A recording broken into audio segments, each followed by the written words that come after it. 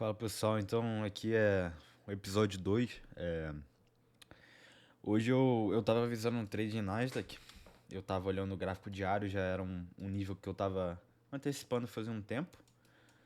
A gente tinha essas duas lows aqui, esses dois fundos, os mesmos, os mesmos fundos, o mesmo nível. Se a gente ver aqui em cima, ó, onde está o meu cursor do mouse, a gente vai ver que esse candle tem a low de 21.692,25 e esse candle aqui de baixa tem a mesma low, 21.692,25. Então eu tava avisando isso aqui para hoje, quinta-feira. Hoje a gente tem um feriado lá fora. Então, para ser sincero, antes da abertura do mercado eu tava antecipando uma movimentação muito mais, como é que eu posso dizer? Uma farofada mais, né? Uma movimentações mais difíceis, mas quando teve a abertura do mercado, esse displacement e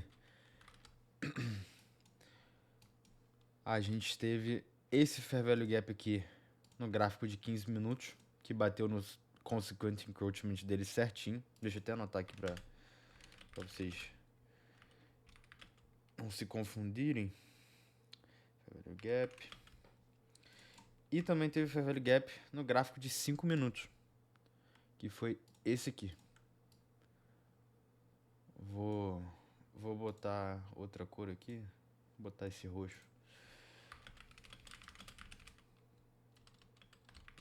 Gap. E a gente teve o fechamento dele certinho. Você vê que bateu aqui na high do Fair Value Gap, quase bateu e começou a ir para baixo. Teve esse Market Structure Shift, que eu não levo muito em consideração muito mais, mas é importante comentar sobre ele. E teve a reação do Consequence Encroachment no Fair Value Gap de 15 minutos, que eu tinha falado anteriormente.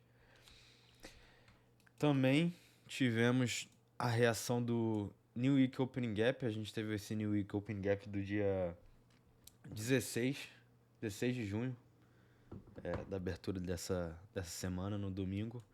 E olha a reação que a gente teve dele aqui, da low dele. A gente olhar no gráfico menor, a gente pode ver aqui, ó. Eu operei, pelo menos tentei operar no micro contrato, que a gente teve uma reação mais bonita ainda. Você vê, ele fechou exatamente na low. Então a partir disso eu tentei achar alguma entrada. Esse aqui foi nosso primeiro Fair Value Gap apresentado de hoje, a quinta-feira. E eu posicionei uma ordem limite exatamente aqui nesse Volume Imbalance. Você vê que se eu estender o gráfico aqui, a gente tem a separação do fechamento desse candle, da abertura desse candle. Isso aqui é um Volume Imbalance. Botei a ordem limite ali, não bateu, tinha posicionado meu stop acima desse Fair Value Gap aqui, desse Inversion Fair Value Gap. Então a gente estava com um stop bem barato e um alvo aqui. Então foi uma operação com risco-retorno bem grande. Tem gente, antigamente eu também era assim, eu pensava que, poxa, um risco-retorno menor vai ser melhor, porque você vai ter uma chance a mais de acertar.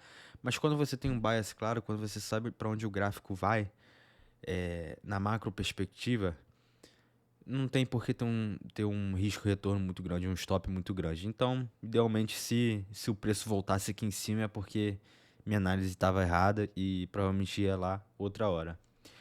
Botei a ordem limite aqui, não bateu. Tentei achar alguma entrada no gráfico de 15 segundos, também não achei. Só achei aqui embaixo depois de ter swipado essa low aqui, que é precedente a 9,6. Então, não achei que valia a pena entrar aqui porque podia haver alguma retração. E se eu entrasse aqui, eu teria que botar o stop aqui em cima, provavelmente acima desse Fair Value Gap. Então, o risco retorno não ficaria maneiro. Mas, paciência. A gente conseguiu acertar o movimento de novo. Não vou mentir, eu fiquei meio angustiado depois que o gráfico começou a ir sem mim. Mas é essas horas aí que você tem que manter a calma E você não pode deixar se levar pelas suas emoções, né? Se eu me deixasse levar pelo medo de perder o movimento, óbvio que eu tava. Mas se eu tomasse alguma ação a partir disso, é, poderia ter me estopado, poderia. Enfim, seria pior. Então a ideia é nunca operar baseado na emoção, e sim no que você sabe, na sua análise e na confiança que você vai montando com o tempo. Dito isso, amanhã tem mais. É sexta-feira, eu vou ver se eu acho alguma coisa. E se achar, posto aqui. Mas só recapitulando, minha análise foram essas equal lows. Aqui no gráfico de micro Nasdaq não aparece. Deixa eu botar no outro gráfico aqui. Certo? Então aqui tem essas equal lows perfeitamente alinhadas. Que que proporcionaram um trade maravilhoso aí para para quem conseguiu pegar no micro Nasdaq. Eu botei para a ordem limite 5 contratos, iam ser uns $700, mas faz parte do processo. Tô satisfeito aí com minha análise, acertei novamente, apesar de não ter conseguido pegar o movimento em si, mas vida que segue. Amanhã tem mais, qualquer coisa, semana que vem tem mais e sempre melhorando. Valeu, pessoal.